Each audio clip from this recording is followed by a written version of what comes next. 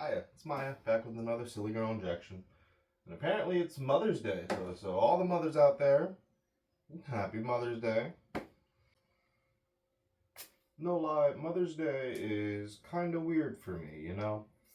Um, so like, when I was a wee little lad, a couple people actually read my palm, not like a professional palm reader or anything, just like people who said, hey, I can read palms, and they looked at my palm. And they told me that I would have 4 kids because this little line right here sprouts off into 4 little sections, and so that meant I would have 4 kids. And like a couple different people, unrelated, told me this years apart. I don't know how true that is, but yeah. So I had it in my head I was gonna have 4 kids, so I just kept saying that. Like when I grow up, I want to have 4 kids. Just cause, right? Self fulfilling prophecy type shit, maybe. But at one point, my stepma is like yelling at me about forgetting to take out the trash for the however many time I did that, and then she says she's like something something I forget. There was so much, but if you're this forgetful, how are you gonna expect to be able to take care of 4 kids? Like, what if you just forget your kid is at practice, you know, and you're like, oh, sorry, I forgot. And then at that moment, I was like, damn, she's right. I'm not cut out for kids. And so, I kind of figured it's really difficult just fucking taking care of myself. I don't really have the resources or patience or memory or means to be taking care of other people, so I don't have kids, you know? But my mom, my actual mom, um, I'm not gonna go too into the detail with her whole history, but she's been in and out of prison a little bit. She's out now and has been out for a while. She's like living in a shelter somewhere. Um, but that kind of left me to take care of her youngest son. Um, he just turned 20, I believe, recently, but he does have Down syndrome. So, yeah, he can't really take care of himself, and he needs help from me and his sister. Um, that has been not easy. And don't get me wrong, I am very grateful for that like he is as advanced as he is, because for a person with Down syndrome, he's incredibly advanced. Like most people, if they like have patience, they maybe could eventually understand him, but like not enough to kind of fulfill his needs, like when he's asking for something. Even for me, it's still kind of difficult to completely understand him, and like me and his sister understand him the best, you know because when you have Down syndrome, you get a enlarged tongue. You're just kind of born with it, and that makes it harder to enunciate anything and everything. But right now, he has about the mentality of a 9-year old, and he kind of will forever. Um, and so like I try to teach him stuff all the time, but a lot of it doesn't stick, and a lot of it he's kind of unwilling to learn. And so I try to have like way more patience for him than like my parents had for me, and I try to compromise with him, but he generally doesn't want to compromise on anything ever. And if he sees that I'm compromising, he'll just try to keep going, and just see how much he could get out of me until he, makes me angry. And then I'm like, come on, dude.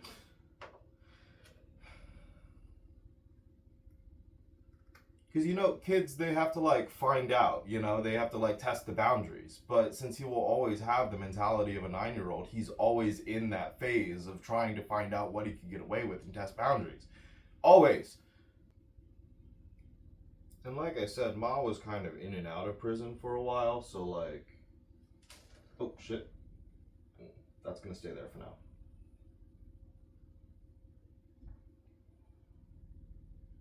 So like I would be taking care of him, and then she would be out for a little bit, and then she'd go back in, and then we'd take care of him again, and then she'd come out, and then he'd go back in, and so like for after a while, I was like, bro, Ma, I'm done. You go back, and he's gonna have to figure something out. You're gonna have to go find him out of an adoption agency or something. And then my sister just kind of took him on her own, and then I felt really bad because I know she couldn't do it on her own. So now I got him again. Well, we got him. She's living with us now, and I mean it does get easier, as we figure out how to live together. But like, oh god damn it, it gets easier and harder because it's like draining. And normally when you have kids, like you first of all the adults in my life always just told me not to have kids. They're just like, don't have kids and don't grow up. And I mean, you gotta grow up, but you don't gotta have kids.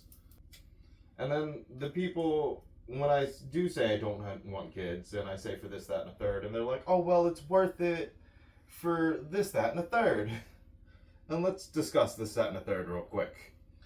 First of all, they mention how kids are just adorable, cutest things in the world, and I kind of disagree with that. I'm gonna be real with you, dog. Kids are gross. I don't really want to be in the vicinity of the germ factory. Nasty. Um, and then if the kid is yours, you're the one who has to like clean up all those germs. Nasty. And then like you have to like instill the morals in these little kids, because they don't have any yet. Well, that's not entirely true. I'm sure like children have empathy and shit, but like I don't know. Not a lot of kids, not all kids know exactly how to exercise that empathy. I think you like kind of gain it at a certain age. Some of this is like what I sort of remember from failing psych. So then they're like so like you see them grow, and it's like a little you, and like you help them develop into an adult that they'll one day be, and it's like this boy isn't a little me, he's my little brother, and like I'm trying to teach him stuff, but he literally has a learning disability, and like he's already an adult technically. So it's like I'm just trying to teach a grown ass man to be polite. Don't get me wrong, I do love him. He's my brother. It's just hard to also act as his mother.